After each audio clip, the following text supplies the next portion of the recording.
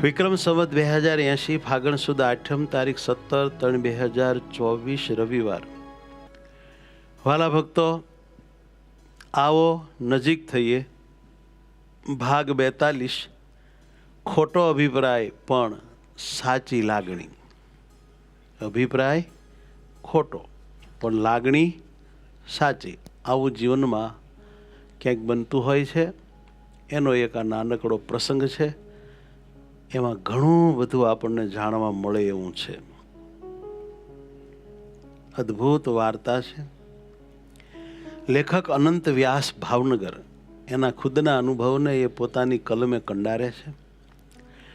જાહેરમાં જે પ્રેમ કરે તે માં, અને ખાનગીમાં જે પ્રેમ કરે તે પિતા. પિતાનો પ્રેમ બહુ બહાર દેખાતો હોતો નથી, એટલે કદાચ ક્યારેક એવું બાળકોને લાગે કે પિતા મને બહુ કાંઈ ચાહતા નથી, મારી માં જ મને બહુ પ્રેમ કરે છે, ચાહે છે. પણ પિતાનો પ્રેમ થોડો ઊંડો હોય છે, ઉછળીને બહાર દેખાય એવો હોતો નથી. બાપનો નિર્ણય ક્યારેક ખોટો હોઈ શકે, પણ એની નિયત ખોટી નથી હોતી, દાનત ખોટી નથી હોતી. અને આ તો દરેક વ્યક્તિને લાગુ પડે એવું સૂત્ર છે. આપણા હિતેચ્છુઓ, આપણા ઉપર ખરેખર જેને સાચો પ્રેમ છે એવા વ્યક્તિ આપણા વિશે ક્યારેક સ્ટેટમેન્ટ આપે તો સંભવ છે કે એને કંઈક ગેરસમજણ થઈ હોય તો એ કાંઈક નિર્ણય ખોટો આપે અથવા તો કાંઈક સ્ટેટમેન્ટ ખોટું આપે, પણ એને સાચું આપણામાં હેત હોવાથી એ આપણું ભલું કરવા જ ઈચ્છતા હોય છે. એમાં કાંઈ ખરાબી હોતી નથી, ગેરસમજણ હોઈ શકે. આવું થોડુંક આપણે સમજતા હોઈએ તો ઘરમાં, કુટુંબમાં, પરિવારમાં, ગ્રુપમાં બધે સંપનું વાતાવરણ જળવાઈ રહે, આત્મીયતા ટકી રહે. એને કારણે ખૂબ બધાને આનંદ રહે અને પ્રગતિ ખૂબ બધા ઉત્સાહથી કરી શકે. બહુ જરૂરી છે સંપની, આત્મીયતાની. અને સંપ અને આત્મીયતા તોડનાર કોઈ ભયંકર બલા હોય તો એ છે ગેરસમજ, અજ્ઞાન. અનંતભાઈ વ્યાસ એવું લખે છે કે નાનપણમાં અનંત નામના છોકરાને એક દુકાનમાં જઈને આઈસ્ક્રીમ ખાવાનો ભારે ચસ્કો લાગેલો. અનંતને એ આઈસ્ક્રીમના સ્વાદનું એવું તો ઘેલું લાગેલું કે રોજ વાપરવા મળતો પાઈ પૈસો તે પતરાની એક નાની ડબલીમાં ભેગા કરતો, પરચુરણ બધું. અને પૂરતા પૈસા જમા થાય કે તરત જ એ પરચુરણ ખખડાવતો આઈસ્ક્રીમ ખાવા પહોંચી જાય. એકવાર વાપરવાના પૈસા, પતરાની ડબ્બીમાં પૈસા જમા થયા એટલે બંદાની આઈસ્ક્રીમની ઈચ્છા ભભકી ઉઠી. તે પરચુરણ બાપુજીના કબાટમાં મૂકી બદલામાં 10-10 રૂપિયાના 3 સિક્કા લઈ ખિસ્સામાં દાબી તે દાદર ઉતર્યો. ચડ્ડીના ખિસ્સામાંથી સરકી ન જાય તે માટે તેણે હાથની મુઠ્ઠીમાં સિક્કા દબાવી રાખેલા. હજી તો એ 2 પગથિયા જ ઉતર્યો હતો ત્યાં જ સમયથી વહેલા આવી પહોંચેલા બાપુજી દાદરા ચડતા સામે દેખાયા. બાપુજીને જોતા જ અનંતના પગ દાદરના પગથિયે ચોંટી ગયા. બાપુજીએ પૂછ્યું, ક્યાં જાય છે? બહાર. થોડા ડર સાથે બચારાએ ધ્રુજતો ઉત્તર વાળ્યો, ચાલો ઘરમાં. કહેતા જ તેમણે અનંતને પાછા પગથિયા ચડાવ્યા. ઘરે ચડ્ડીના ખિસ્સામાં જ રાખેલા હાથની મુઠ્ઠીમાં સિક્કા દબાવી તે પગથિયા ચડી ગયો. ખિસ્સામાં વાળેલી મુઠ્ઠી જોઈ બાપુજીએ ઘરમાં પ્રવેશતાની સાથે જ પૂછ્યું, ખિસ્સામાં જાય? રૂપિયા. ક્યાંથી કાઢ્યા? તમારા કબાટમાંથી. અને અનંત હજી પૂરી વાત કરે તે પહેલા જ પૂજ્ય પિતાશ્રીએ અનંતના ગાલ ઉપર તડાક લઈને એક તમાચો ચોટાડી દીધો. ફટાક લઈને ઝીકાયો. તમાચાના જોરથી ફંગોળાઈને તે ઓરડાની દિવાલ પાસે ફસડાઈ પડ્યો. ચડ્ડીના ખિસ્સામાંથી બહાર આવી ગયેલા હાથની મુઠ્ઠી ખુલી ગયેલી મુઠ્ઠીમાંથી 3 સિક્કા ઓરડાની લાદી પર ખણીંગ અવાજ સાથે વેરાઈ ગયા. આ ધડાકો થયો એટલે અનંતની બા હાફળી ફાફળી અંદરના ઓરડામાંથી દોડીને આવી, આઈસ્ક્રીમની લાઈમાં આ છોકરો ચોરી કરવા લાગ્યો છે. આવું બાપુજી ક્રોધના ફૂંફાડામાં બોલ્યા અને આવું એક જ વાક્ય બોલી બાપુજી તો અંદરના ઓરડામાં ધમધમાટ ચાલ્યા ગયા. ઓરડાની ફરશ પર વેરાયેલા 3 સિક્કા અને તમાચાથી સૂજેલા ગાલ સાથે રડતા અનંતના ચહેરા સામે જોઈ બાના મોં ઉપર પણ ક્રોધની એક ઝલક ફરકી ગઈ. પણ બીજી ક્ષણે પીડા અને રુદનથી ધ્રુજતા બેવડ વળેલા પોતાના બેટાને મમતાભરી બાથમાં જકડીને બા પણ રડી પડી. છોકરાએ એક ભૂલ કરી તો તેને સમજાવાય, પણ આમ મરાય એમ એની મમ્મી છોકરાને ભેટીને બોલે છે. આવી રીતે બબડતી બાએ વાલછોયા દીકરાને છાનો રાખવા પ્રયાસ કરતા કરતા ઠબકો ઉચ્ચાર્યો કે બેટા, આઈસ્ક્રીમ ખાવા માટે પૈસા ચોરવાની ટેવ ખોટી. આવી કુટેવ પડે તો જિંદગી ધૂળમાં મળે. દીકરા, તારા બાપુજીએ તારા ભલા માટે જ તને શિક્ષા કરી છે, કાંઈ દુઃખ લગાડમાં. બાના ખોળામાં અનંતને થોડી રાહત થઈ અને પછી ધીમે ધીમે ધ્રુજકા કરતો એ બોલ્યો, પણ બા મેં તો ભેગા કરેલા છૂટા પૈસા મૂકીને 3 સિક્કા લીધા તા, ચોરી નથી કરી. એમ રડતા રડતા અનંતે પોતાની સાચી હકીકત બા પાસે રજૂ કરી. ક્ષણભર તો એની બા અનંતના અશ્રુ મિશ્રિત સૂજેલા ગાલવાળા ચહેરાને તાકી રહી. બીજી ક્ષણે તે ઉઠી કબાટ ખોલી જોયું તો તેમાં રૂપિયો, 2 રૂપિયા, 5 રૂપિયા વગેરે પરચુરણ મોજૂદ હતું.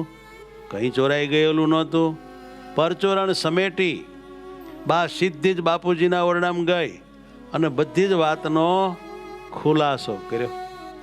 તે દિવસે હવે જે થયું તે સાંભળવા જેવું છે. તે દિવસે સાંજે વાળું કર્યા વિના સિસકતો હિબકતો અનંત ત્યાં જ સૂઈ ગયો. જેમો પણ નથી. પીડાથી ઊંઘમાં ક્યારેક કરાંચી ઉઠતો. મોડી રાતે એકાએક દીકરા અનંતની આંખ ઉઘડી ગઈ. નાઇટ લેમ્પના ઝાંખા પ્રકાશમાં આંખના ખૂણે તગતગતા 2 આંસુ વચ્ચે બાપુજી તેના વાળને હેતથી પસવારતા ધીમું બબડતા હતા, બેટા મને માફ કર દીકરા, બેટા મને માફ કરી દે. ચહેરા પરના કડપના કોચલા નીચે સંઘરાયેલું પિતાની મમતાનું અમૃત તે રાતે તેના ચહેરા ઉપર વરસતું હતું. પેલા આઈસ્ક્રીમનો સ્વાદ પણ તેની પાસે ફીકો પડે એવો પિતાનો પ્રેમ બેટા અનંત ઉપર વરસતો હતો. રાતના અંધારા ખૂણે પુત્ર પાસે બેસી એક પિતા ભૂલના પશ્ચાતાપ રૂપે સજળ નહીને ક્ષમા યાચના કરતા હતા.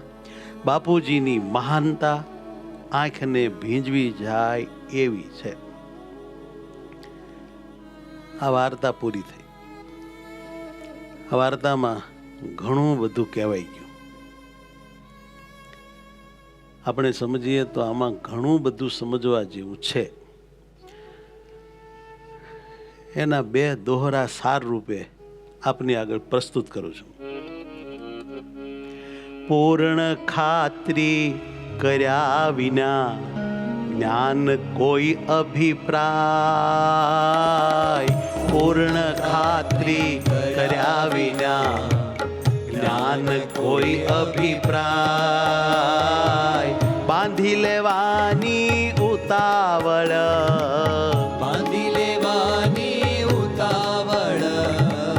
કરવી જ નહીં કદાચ, કરવી જ નહીં કદાચ. ઉતાવળ કરવી જ નહીં કદાચ. પૂર્ણ ખાતરી કર્યા વિના જ્ઞાન કોઈ અભિપ્રાય. પૂર્ણ ખાતરી કર્યા વિના જ્ઞાન કોઈ અભિપ્રાય. બાંધી લેવાની ઉતાવળ, બાંધી લેવા આ પિતાએ ભૂલ કરી. કરવી જ નહીં કદા, કરવી જ નહીં કદા.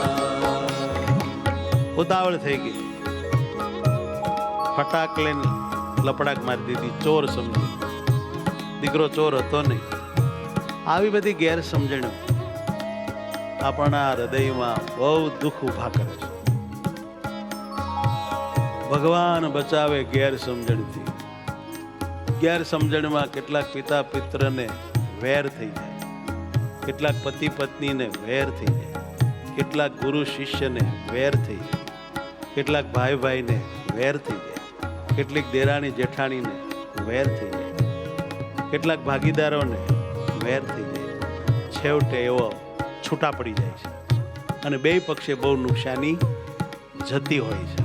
કેટલાક ભક્તોમાં, સત્સંગી બહેનોમાં ગેરસમજણને લઈને બહુ મોટા કારણ વગરના પ્રોબ્લેમો વેઠવાના થતા હોય છે. માટે પૂર્ણ ખાતરી કર્યા વિના જ્ઞાન કોઈ અભિપ્રાય, પૂર્ણ ખાતરી કર્યા વિના જ્ઞાન કોઈ અભિપ્રાય. બાંધી લેવાની ઉતાવળ, બાંધી લેવાની કોઈ અભિપ્રાય બાંધી લેવાની ઉતાવળ કરવી જ નહીં કદાય, કરવી જ નહીં કદાય. આ જગમાં મા બાપ ગુરુ ત્રણના વઢવા માય, આ જગમાં મા બાપ ગુરુ ત્રણના વઢવામાં. આ બીજો સાર.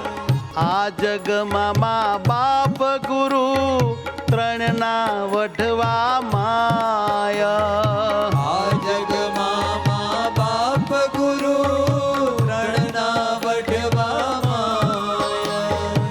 જ્ઞાન રહ્યો હોય સદા, જ્ઞાન રહ્યો હોય સદા, હિત કર પ્રેમ છુપાય, હિત કર પ્રેમ છુપાય. હાજી હા, હિત કર પ્રેમ છુપાય, હિત કર પ્રેમ છુપાય. આ જગતમાં ત્રણ પાત્ર એવા છે જેનો પ્રેમ નિસ્વાર્થ ગણાય છે. એક માં, બીજા બાપ અને ત્રીજા આપણા મોક્ષદાતા ગુરુ. આ ત્રણને કદાચ આપણા પ્રત્યે કોઈના કહેવાથી કે બીજી ત્રીજી રીતે કંઈક ગેરસમજણ થઈ ગઈ હોય, થઈ જાય, અને એ વઢ્યા હોય, ઠપકો દીધો હોય, પણ એના વઢવામાં સદાય છુપાઈને રહ્યો છે હિતકર પ્રેમ. આપણું હિત કરે એવો ભાવ, એને આપણે નિરખવો જોઈએ, પણ અભાવ અવગુણ લઈને આપણે આપણું અને આપણા મા બાપ કે ગુરુનું બગાડવું ન જોઈએ.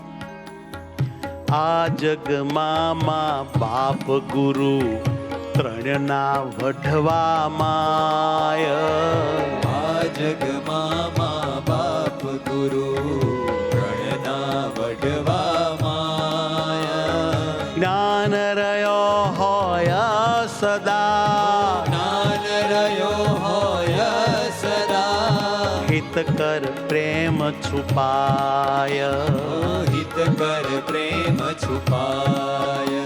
આપણું હિત કરનારો પ્રેમ છુપાઈને ખાનગીમાં રહ્યો હોય છે, જે બહાર દેખાતો હોતો નથી.